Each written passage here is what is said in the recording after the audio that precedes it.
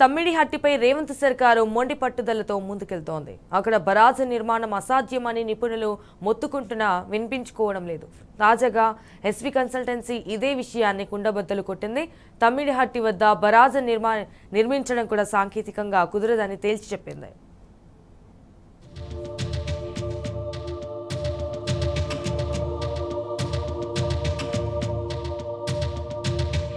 తమ్మిడిహట్టి వద్ద బరాజు నిర్మాణం అసాధ్యమని ఎస్వి కన్సల్టెన్సీ స్పష్టం చేసింది. అక్కడి నుంచి 44 టీఎంసీలకు మించి నీళ్లు మళ్లించలేమని తేల్చి చెప్పింది. తమ్మిడిహట్టికి 9 కిలోమీటర్ల దిగువన బోరేపల్లి వద్ద బరాజు నిర్మాణానికి అనువైనదని, అక్కడి నుంచి జలాలను లిఫ్ట్ చేసి ఇప్పటికే నిర్మించిన ప్రాణహిత కెనాల్కు అనుసంధానించవచ్చని స్పష్టం చేసింది.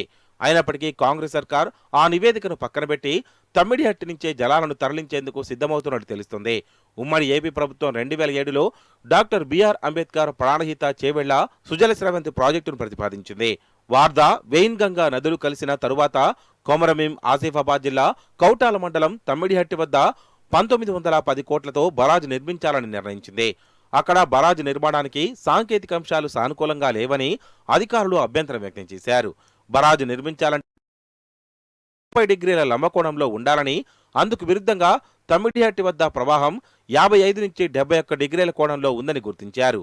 కేవలం 45 డిగ్రీల స్క్రూ షేప్లో బరాజు నిర్మించాల్సి వస్తుందని, అది మంచిది కాదని, స్క్రూ షేప్ బరాజు నిర్మాణానికి డిజైన్లు ఎక్కడ అందుబాటులో లేవని ఇంజనీరింగ్ నిపుణులు స్పష్టం చేశారు.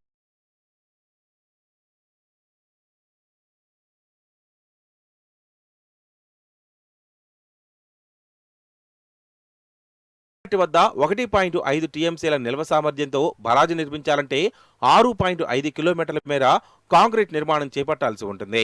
100 నుంచి 110 గేట్లను ఏర్పాటు చేయాల్సి ఉంటుందని అంచనా వేశారు. బరాజు భద్రత కోసం అదనపు నిర్మాణాలను చేపట్టాల్సి ఉంటుందని, అందుకోసం 2500 కోట్లకు పైగా వెచ్చించాల్సి వస్తుందని ఆనాడు లెక్కలు వేశారు. భవిష్యత్తులో బరాజు నిర్వహణ భారంగా మారుతుందని అభిప్రాయపడ్డారు. ప్రతిపాదిత తమ్మిడిహట్టి పక్కనే చాప్రాల్ వన్యప్రాణి సంరక్షణ కేంద్రం ఉండడంతో పాటు 2448 హెక్టార్ల అటవీ భూమి ముంపునకు గురయ్యే అవకాశం ఉందని, దీంతో భవిష్యత్తులో సిడబ్ల్యూసి అనుమతులు పొందేందుకు అనేక ఆటంకాలు ఎదురవుతాయని తేల్చి చెప్పారు. ప్రాణహిత కంప్లియన్స్ పాయింట్కు 0.5 కిలోమీటర్ల ఎగువన 148 మీటర్ల వద్ద 1.5 టీఎంసీల సామర్థ్యంతో బరాజు నిర్మించినప్పటికీ అక్కడి నుంచి 44 టీఎంసీలు మించి గోదావరి జలాలను మళ్లించలేమని నిర్ధారించారు. సాంకేతిక ప్రతికూలతల మధ్య ఆనాడు బీఆర్ఎస్ ప్రభుత్వం బరాజు నిర్మాణాన్ని పైకి మార్చింది. కాంగ్రెస్ సర్కార్ లొకేషన్ మార్పుపై ఆది నుంచి అసత్యాలను ప్రచారం చేస్తూ బీఆర్ఎస్ పై, కేసీఆర్ పై బురద జల్లింది.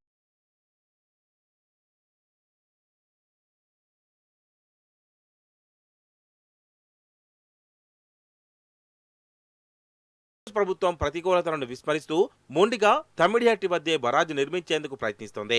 గతంలో బీఆర్ఎస్ సర్కార్ చేసిన ప్రతిపాదనలను పక్కన పెట్టి వార్దా డిపిఆర్ను అటకెక్కించింది. గ్రావిటీ ద్వారా 165 టీఎంసీలను తరలించవచ్చంటూ ప్రగల్భాలు పలికిన కాంగ్రెస్ సర్కార్ ఆ తర్వాత 80 టీఎంసీలనే తరలించాలని నిర్ణయించింది. ఎల్లంపల్లి రిజర్వాయర్కు కాకుండా కాళేశ్వరం ప్రాజెక్టులో భాగంగా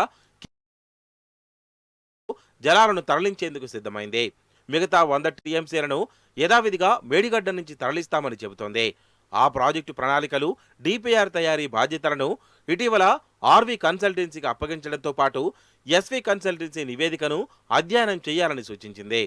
ఎస్వి కన్సల్టెన్సీ సిఫార్సులను ఆర్వి కన్సల్టెన్సీ తిరస్కరించినట్టు సమాచారం. బరాజు నిర్మించి లిఫ్ట్ ఏర్పాటు చేయాలనే ప్రతిపాదనలను ఆర్వి కన్సల్టెన్సీ తోసిపుచ్చి ప్రభుత్వం నిర్దేశించిన విధంగా కొత్త అలైన్మెంట్ ప్రతిపాదించింది.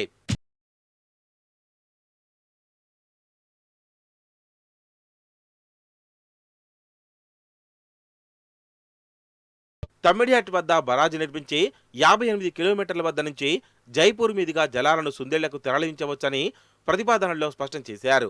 తొలుత గోదావరి జలాలను జైపూర్ వాగులోకి, తద్వారా సుందేళ్లకు తరలించాలని నిర్ణయించినప్పటికీ ప్రస్తుతం కెనాల్ ద్వారా మళ్లించేందుకు ఆర్వి కన్సల్టెన్సీ సిద్ధమవుతున్నట్టు తెలుస్తోంది.